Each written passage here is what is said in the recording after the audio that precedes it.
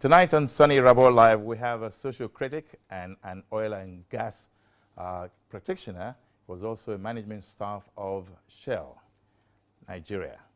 Now, before I go telling you his name, let us look at a brief summary of what this whole program is about today. We've been dealing with State of the Nation, well, for as many times as this program has started on Lagos television. And tonight is not that different. It's just that a lot is happening at the same time that we thought that maybe we can get different perspectives to the various discussions so far and then begin to make sense of it, because it's only when people bear their minds, air their views, and we begin to help in developing a strategic answer to some of the many queries and quizzes and questions that are staring us in the face. Welcome to the program. Yes, his name is Mr. Larry Osai. But first, as a social critic, Larry is one gentleman who has, I call him as an encyclopedia of knowledge of the very industry that he practices in. And the fact that the social, political terrain of Nigeria is one that he's so versed in because he updates himself in the news regularly. But apart from that, you have to listen to this conversation because it's going to be an interesting one. He's the citadel of proverbial, is it espionage? No. Proverbial discourse, yes. He says a lot of things and he interlaces them with humor, thought-provoking humor, and good humors that will make you think. The example he gives is what really gets to me. His name, again, Mr. Larry Osai. Thank you, sir. Welcome to the program. Thank you. Now, Mr. Osai, Nigeria has been a special country. And, excuse me, I cannot help but wonder how we've managed it. Are we analyzing digital problems with analog solutions? Or are we a part of the solution and enforcers of change? Or are we simply bench warmers in the game? Now, this is not intended to be a pun, but the fact that there's so much happening in Nigeria today that one wonders. Only a week ago, we were discussing trucks on the bridge, how it dropped and killed innocent souls and destroyed vehicles. A few days ago, a trailer tanker carrying petroleum, PMS, they say, petrol, also lost its brake, whatever it was, hit a vehicle and it sparked a flame that engulfed 54 vehicles and so many lives. So is there a week that nothing can happen so that we can say Nigeria is peaceful? I mean, today there was a lot of prayers, you know, that half year is gone, may this half year be better than the gone one. It's not that everything was bad in the half year that's just gone, but that we don't want any more bad news. Can we take it from that perspective? Well, Soni, I think we're in a state in this country where we have to reflect on how we arrived at the point that we are today. Okay. Examples you've given point only in one direction, and that is the fact that we are just a country that is not prepared to do the right things at the right time. Vehicles ply the road, vehicles that are not roadworthy ply the roads, and you just wonder why and how it happens. The authorities are there seeing them. I just wonder why it would take a loss of lives before we start to react or we start to sort of respond. But in defense of the authorities, if I may quickly just chip in, so many laws have been put in place. They do not even bother to obey these laws. That's one. Number two, I don't want to, again, if I have to call names, it's because it's important. Some known associations who are in charge of tanker drivers and all of that have threatened that if you don't do this, we'll do that. And they actually hold the nation to ransom. The news I just finished said certificate of roadworthiness on tankers and trucks must be determined. And then Lagos State just said they must also ply the routes designated to them originally, which means the laws were there. Yes, Sonny, what's the use in putting laws in place if you cannot implement them? The last thing you should do is to make a law you are not ready to enforce.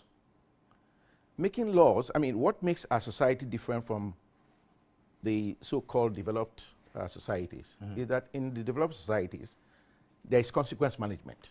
Yeah, okay. If you infract, you are punished. Here, if you infract, you bribe your way out of it. So you can try to absolve the authorities, but as far as I'm concerned, they have accepted to make the laws, and they should also implement The laws. enforce the laws. Enforce. Okay. So, as far as I'm concerned, every human being who is allowed freedom will act the way he or she likes. But if there's no enforcement, If there's no enforcement, of course, the law is just as good as the paper on which it is written. okay. So, if you do not enforce laws, please don't make them, because you make a mockery of the whole thing. And the worst part of it is that it is infectious.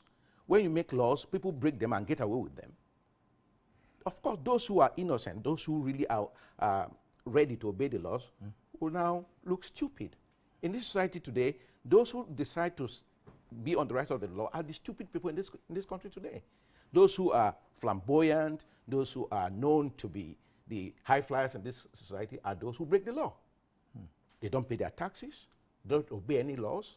And when you try to sort of call them to order, what do? They bribe their way out of it. They muzzle their way out of it. And then what does it do? It makes every other person in the society want to join the bandwagon. So please, do not make laws you don't intend to enforce. Okay. Now, what about the defaulters themselves? Well, as far as I'm concerned, if you are arrested, defaulters, let me tell you something, Sonny. Defaulters do it because they do know that if they are caught and they are, why do Nigerians really steal big money? The bigger the money you steal, the easier it is for you to bribe your way out of it. The moment you know you can compromise the authorities, then of course the law becomes useless. So let's get it very straight in this country. Except we all decide to have a country that is guided by law and order, laws are put in place, those who put them in place enforce them, people will be forced to comply. Why is it that the same people, when they go to Europe, comply? Very good question. Why? I've often asked myself that question. Why do as they well. comply? They comply because in Europe, they don't take prisoners. Yeah, they don't take prisoners. Okay. Now, a nation called Nigeria requires that a lot of people are from the same sovereign. Okay? Now, coming from the same sovereign, you are from a part of Nigeria, I'm from a different part of Nigeria, and so on and so forth. But we have a synergy of sort because we relate as individuals. Now, when it comes to giving responsibilities and actualizing your role as one person who understands governance, how come as individuals we do not obey? It still goes back to the discipline that is lacking in our society. The human being, if it's allowed freedom, will behave the way he or she likes. He or she would like to stay in his or her comfort zone. Okay.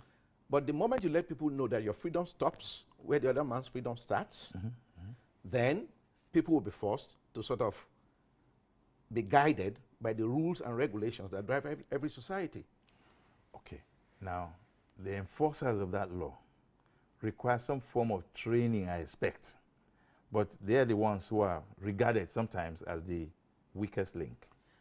Yes, Sonny, this What's is the very reason interesting. behind that? This is very interesting. The policeman, who is supposed to sort of hold me responsible if I break the law, I see him driving against the traffic because he says he's in a hurry. The military people with their siren shoo you off the road, drive against the traffic. They don't obey the traffic light. What sort of society are we in? Hold that question the way it is, because we're taking a short break now, and when we come back, what sort of society are we? That's the question. We'll be back.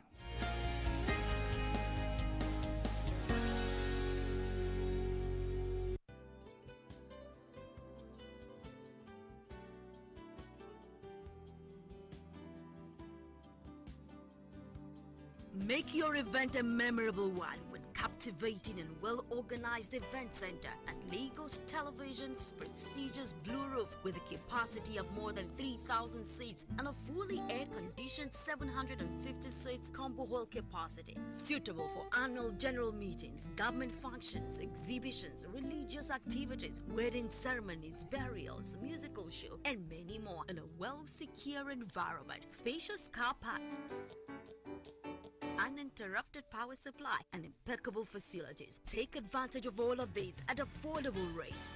For inquiries, please call 0808-252-8742 or 0802-282-9898.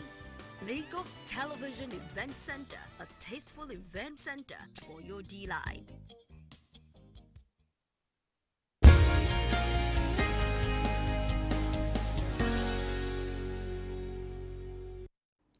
Welcome back. What sort of a society, what sort of a nation, sort of a people are we? Question. You asked me the question, you answer it.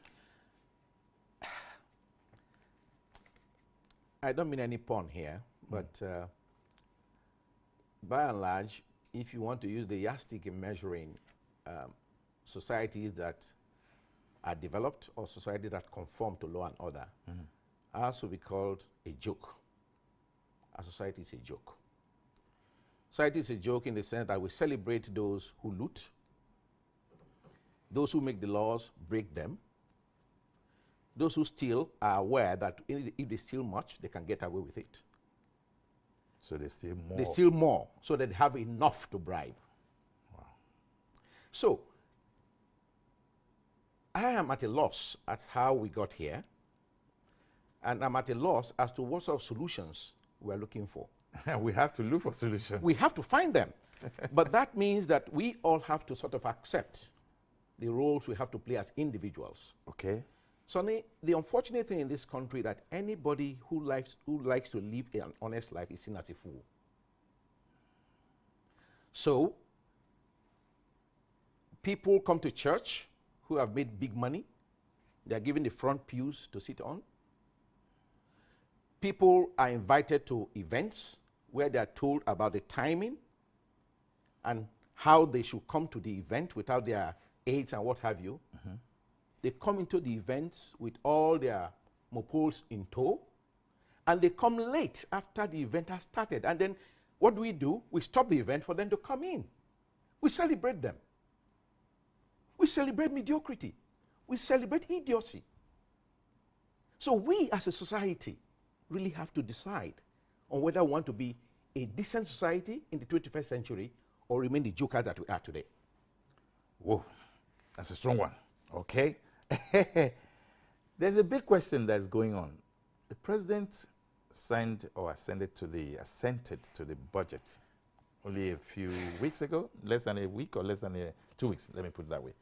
But he made a statement that touched me, which said that the National Assembly increased its own budget and reduced their own. Am I right or right? Or wrong? I don't know. Now, but the question is, the president observed that the way the budget has been passed is going to be difficult for him to how do you say? Is it operate or execute? Execute. How does that matter? How does that work? Why will the Assembly dictate to the executive how much it should spend, and why should they make their own much higher? Soni, my view on that is very acidic. Acidic. Mr. President, sir, you are from a ruling party that is majority in both in the House of Representatives and in the Senate. As far as I'm concerned, that issue sucks. Why am I saying so? In a society where government knows what it is doing and government is not taking the people for granted, I'll find it difficult to believe that Mr. President will put a budget together and pass it to National Assembly, which his party is in control of. They override what he has put there. They embellish theirs and reduce his, and he comes crying to me, the ordinary man who has nothing to say. Mr. President, you are the president of this country. If I were in your shoes, I would refuse to assent to that budget and take it to the court of public opinion. Let the people be involved. Yes. Let them Because at decide. the end of the day, it's the people who pay the price. Mr. President, refuse to sign it and go to the people and say, listen, I'm not signing this because it's not doable. Now, if he says to me, it's not doable, but I signed it, it sucks. Okay. I will leave that hanging. I will just leave that hanging. All right. The $322 million was an amount returned from the alleged Abacha loot. And in wisdom, they want to share it to the average Nigerian. But now, last week, I had another guest here who felt that money should be tailored into the system, you know. But there were reactions claiming that into the system, what system? And then how are we sure that the system will absorb it and get down to the average Nigerian?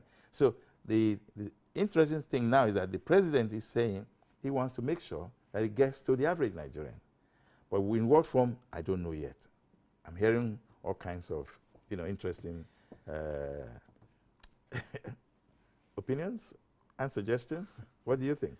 I usually will not comment, excuse me, on issues I don't have the full picture of. I have not seen the blueprint of what they intend to do. $322 million translates to about 113 to 116 billion naira. Okay. I can only offer advice because I don't have a full picture of what they intend to do. I've read from Serap that they said they want to share it with, amongst 300,000 households. And I hear that they're going to give $5,000 naira to each person, all sorts of stories. But again, you have to be careful about what you read in the media these days. Okay. So since I do not have the full picture, yes, I would rather advise what I think they should do. Okay. Handing money out to people is very condescending. Because to bring me out of poverty, teach me what to do to get myself out of poverty. Don't give me fish to eat. Teach me how to fish. In the first place, if you share the money, it's not sustainable. From the UN statistics, we have 86 million very, very poor Nigerians. If you want to share 116 billion yeah, to them, it comes to around 1,400 naira per head. Oops. How does it feed you?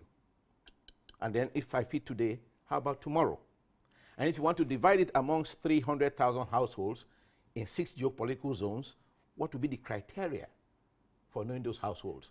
Sonny, we can't even conduct a census in this country. We don't know how many we are. Today you hear 200 million. Tomorrow you hear 180 million. Next tomorrow you say 165 million. We don't know how many we are. And that is just counting Nigerians as they are, both poor and rich. Now you say the vulnerable. How do you determine vulnerability, for crying out loud? Who is vulnerable in my household may not be the same same person as being vulnerable in your own home. Yeah.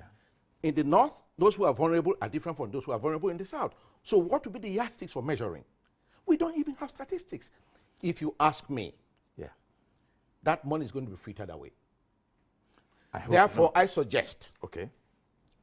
that the money should be plowed into building vocational schools where the poor people who are illiterate can go and learn a trade or the other.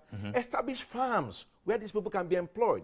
Get those who are experts in farming to get these people to work on the farm and let them do some work, productive work, that will keep them out of the poverty line.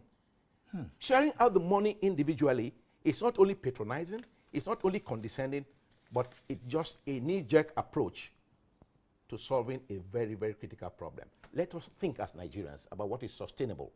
Whatever you want to do that is not sustainable is a waste of resources. Okay.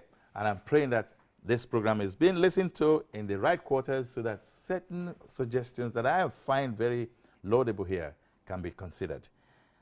Not too young to run. I love that phrase. But we have young people already in governance, you know, and Lagos State is a young leader, for example. So not too young to run. There's a new policy, a new law to that effect. And people have expressed their interest in wanting to run for president of Nigeria. Donald Duke, he's 56 years old. Feladuro Toye, he was on the program here. I think it was my first edition program, the first edition of Soni Irabor Live here on LTV. Feladuro Toye is 41. Alistair Shoyode, I think, is about 42 or thereabouts as well. Kingsley Mogalo is 55. And Omoyele Showore, I think he's in his early 40s. So these are the young people. We will discuss them when we get back, because we should take a short break now, and we'll be right back.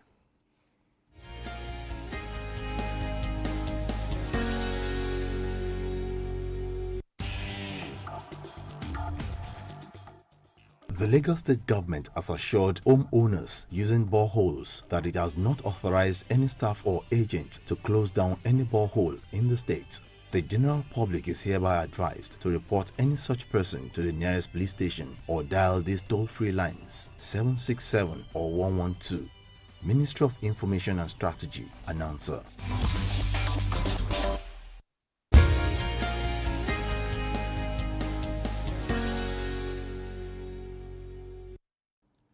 Welcome back. The question is, will they allow these young people who have expressed interest, will they be voted for? Will they allow them to run? Will they be given a chance? There are so many questions. Mr. Larry Osai. Well, I'd like to talk to the youth of this nation tonight. Okay. Your fate is in your hands. We have run our race very poorly, I must admit. My generation and the generation above me, we've run a very, very bad race. We've led this country more divided than we met it. But the future belongs to you. And you must be allowed to have a say in how that future is shaped. But let's get it right. Nothing is given to you free. You have to stand up and take the country. Take your future in your hands. You have the numbers. It's only because one man, one vote is the issue here. The youths form more than 60% of the population of this country. More than 70%. And yet, there they are with their hands in the air saying, we can do nothing. Where is your franchise? Use your PVC. Let yourselves be heard. Let's go around the world and look at how the young people, younger than the people we've just mentioned, around the world. In Croatia, Plenković is 48. In Canada, Trudeau is 46. Obama was 42 when he started running America. In Iceland, it's a female who is 42 years old running it today. Everybody knows about Macron of France. He's 40. Right? Now, if you go to Austria, Christian Kern is 31 years old. Now, if you go to New Zealand, another female, Jacinda Ardern, is 37 years old. Just last week in New York, Ocasio-Cortez defeated a 14-year-old veteran in a congressional Democratic Party election. She's 28.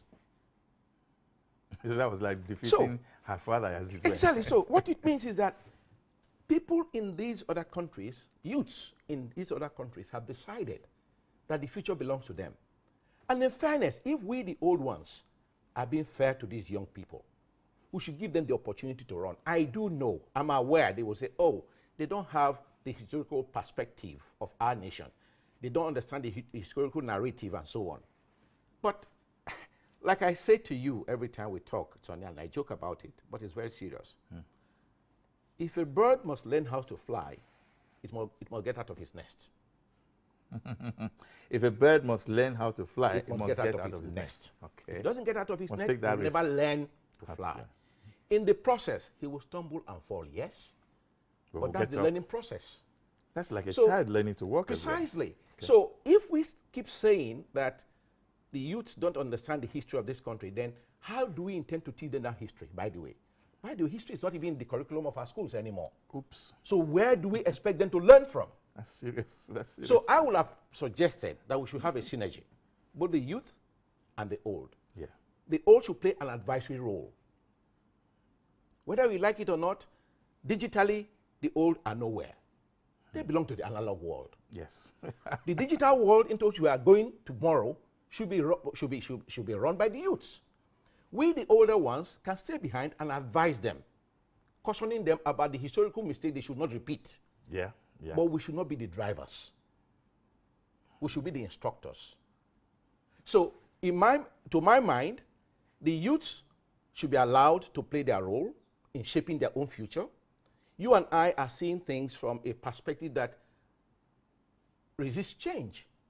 You and I, if you give your kid the smartphone today and see what your kid does with it compared to what you do with your smartphone, these kids should be given a chance to join their counterparts in every part of the world and drive this country into the digital world. What are we analog men looking for trying to run this country? We've run it for God knows how many years, and where are we today? Okay, now, I like that perspective, but how can the Constitution be made to recognize all of this? Because from what I'm seeing, the Constitution doesn't appear to encourage, maybe that's why the President even said, let me sign it into law. It doesn't appear to be addressing the key elements that will make a youthful leader play a proper role of fit leadership, leadership of service, and so on and so forth. Taking the bull by the horn. Soni, if you leave your lips without wetting them with your tongue, they will go dry. I say to the youths again, if you are waiting for things to happen just for you, without you raising your voice, you'll wait until the cows come home.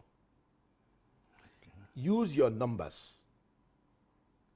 Use your numbers to effect change.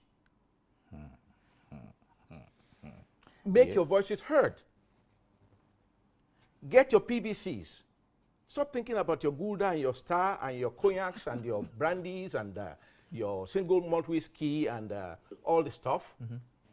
Take your PVC. That should be your champagne. Use it to vote people out of power.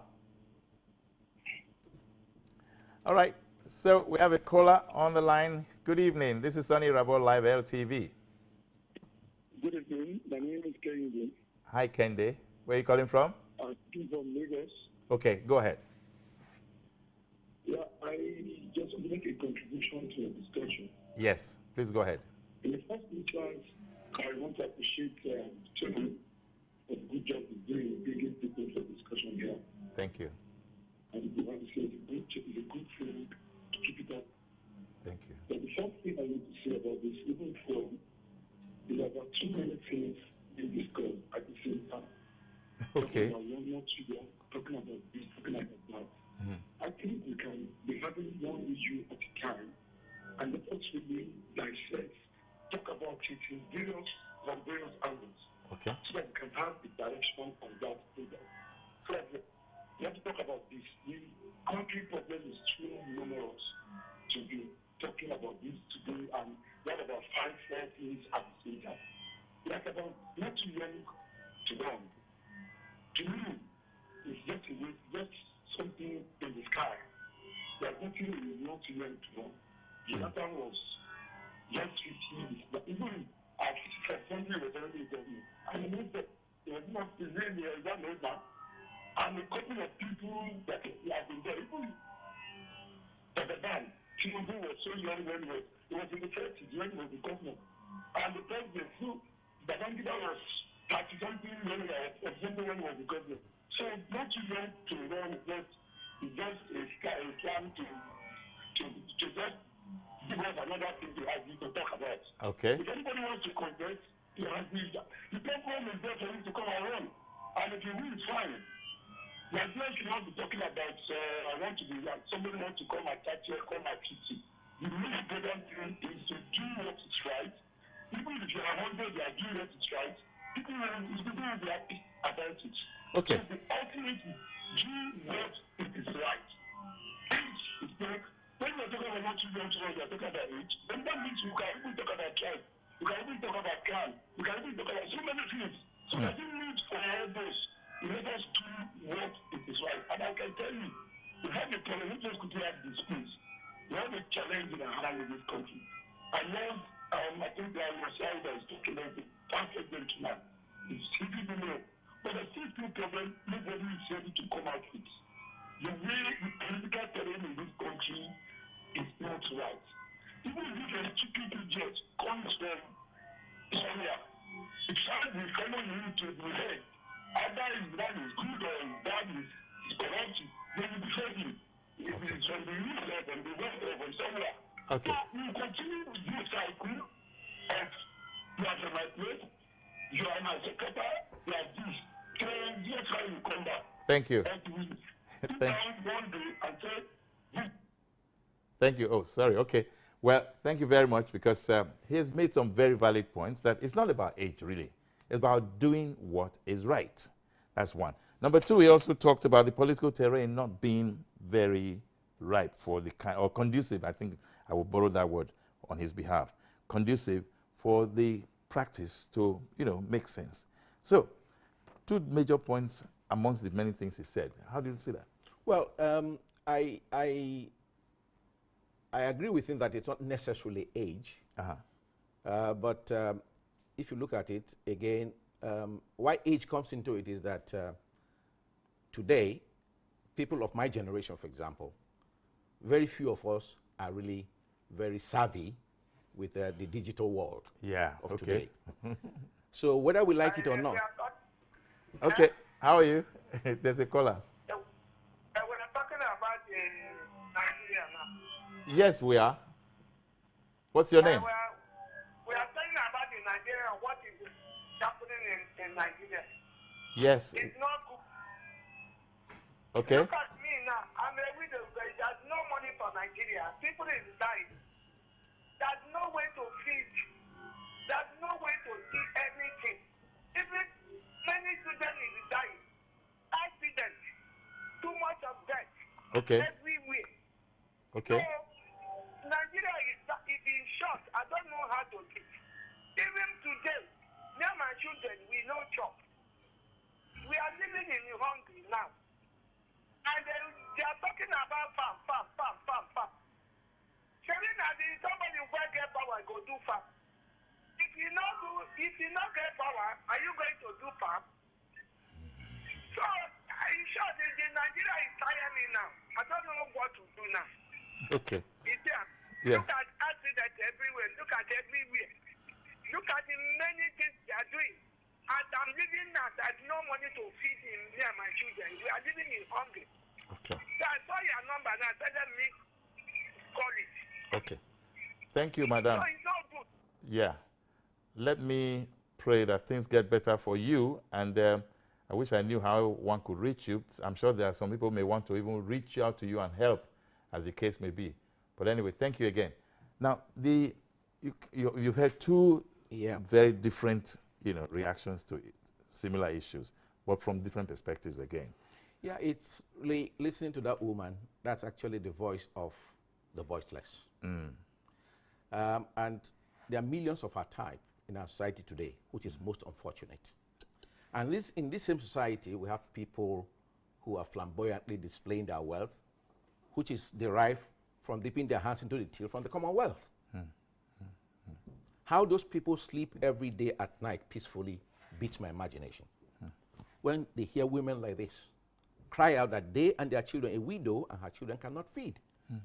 Yet people live flamboyantly, knowing that their lifestyle is actually paid for by fraud. So, Soni, going back to the issue of age or no age, honestly, we must transit from the old generation to the new generation if we want to be relevant in the 21st and 22nd centuries. We must give the young ones the opportunity to learn the process. Let them also bring new ideas. Tell me, in this country today, if you look at the Nollywood, look at the musical industry, look at those who have developed apps in this country, they're all young people. How many old people? And most of them took it by themselves. By themselves.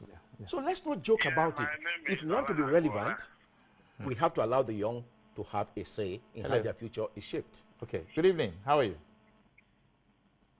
Hello. Hello, sir. How are you? I'm fine. Go ahead, please. What's your name? Where are you calling from? Your program, okay? Thank you. There's one little thing I want to contribute to what's going on in the country right away, okay? Like Yes. what my boss has just mentioned in the past about how people are encouraging, celebrating what we call criminality. Now, take for example, Nigeria, we're talking no money, no this, no that. Go to Western world. You don't need to know anybody in the bank before the bank can give you a loan. Nigeria today, you can't get money in the bank. You can't get a loan, no overdraft. The people who went through what we call overdraft, who went through bank processes to go to school and do a lot of things, are the ones giving the most difficult things to human beings to obtain loan. Meanwhile, they got the loan from the bank to go to school, to sponsor them, their parents sponsor them. Some are even on free education. But now, the same people who went through that process are now making it difficult for Nigerians to obtain loan from the bank to succeed. Now, today, take for example in the schools, people who went through free education are the ones operating schools here and there and giving people what they call taxes into millions. Is that how it's supposed to be in Nigeria? With all what God has provided for everybody. What we have in this country is enough for every Nigerian to be smiling every day. They're supposed to see a Nigerian outside the country and say, oh, are you from Nigeria? I want to touch a gold. But it's not like that today. Why is it so sad? Okay. Thank you very much. Thank you. Well, we're hearing more voices, more observations, and points are coming out of each of them. He's talked about bank loans, overdraft, and the need to make it easy for the average Nigerian to survive. I think, again, it ties with even what the other woman was saying. Precisely. That is the failure of government, if you ask me. Again, there are many policies in place. Yes, the government will quickly come out and say, oh, the BOI and so on and so forth are in place to make loans available to people. But just like you say, the laws are also in place and nobody's obeying them. The question is, I must commend this government because they've tried as much as possible to encourage some young ones to access loan, but they need to do more. Every state should actually pursue the same initiative. But let me warn here that if we are not careful, the way we are allowing this society to drift, the way we are allowing this society to drift, I'm scared for what is going to happen to us in the future. The more unemployed people you have, the more angry people you have on the streets. So it's in the interest of future generation for us to do something very quickly to divert the attention of our young ones, a very, very high population of young ones, into productivity in one form or the other. This government must sit up, any government that comes into power must address this issue. It's existential. If nothing is done to divert the energy of this youth into what is productive, we will implode. And we don't need that. And we don't need that. It's unnecessary. Okay. We all just have a few minutes left. What, honestly, would you say? I mean, look, even from sports that used to be our unifying force, and we're so critical that we didn't even go beyond the first round. The boys tried. But that's not what I'm after now. What I'm after is Nigeria has a platform of powerful, talented, natural resources, talented people, natural resources, great minds and brains. What do we do? Just 1 minute so that we can round off. I think that the war in this country today, it's either political, religious, ethnic. Soni, the war in this country today is the war of the rich against the poor. Because look at the issue of the budget. What was done in the National Assembly was done across party lines. Then they didn't know who was Muslim, who was Christian, who was from Benin, or from Asaba or from Borno or from Bidda or anywhere. They colluded to do what they chose to do. Because as far as they are concerned, they're fighting for their own pockets. You and I are the cannon fodder. They'll come to us and rabble-rouse us, and we go onto the street and start protecting them. So the issue in this country today is neither religious, political, or tribal. It is the rich against the poor. The rich, very few, but very powerful. But they have the poor surrounding them who are their foot soldiers, who they can use to rabble-rouse anytime they want to rabble-rouse. And what they need to do, the poor need to just refuse to do that. Be used. I appeal Refuse to be the used. great population of this country, the teeming youth of this country, to understand that they are being used to meet political ends. The rich would not allow the poor to come out of poverty. And only you can pull yourself up by the bootstrap. Okay. Well, just before we conclude this program, just a short announcement. Oshodi Transport Interchange. Lagos announces closure of flyover to fix Skywalk Bridge to close traffic from 10 p.m. tonight and to 5 a.m. Monday, July 2. And the Lagos State government on Friday said there will be partial destruction of movement on Oshodi flyover to enable it advance the ongoing construction of the Oshodi Transport Interchange. I want to thank you all for coming or listening to Soni Irabor Live, and Mr. Larry Osai, thank you so much for your wealth of knowledge. Thank you, sir. You know, this is why we bring people like you, so that we can listen to voices of reason. And next week is another date. We hope to change the topic a bit and discuss very substantial issues that will affect you and I. Thank you, and good night.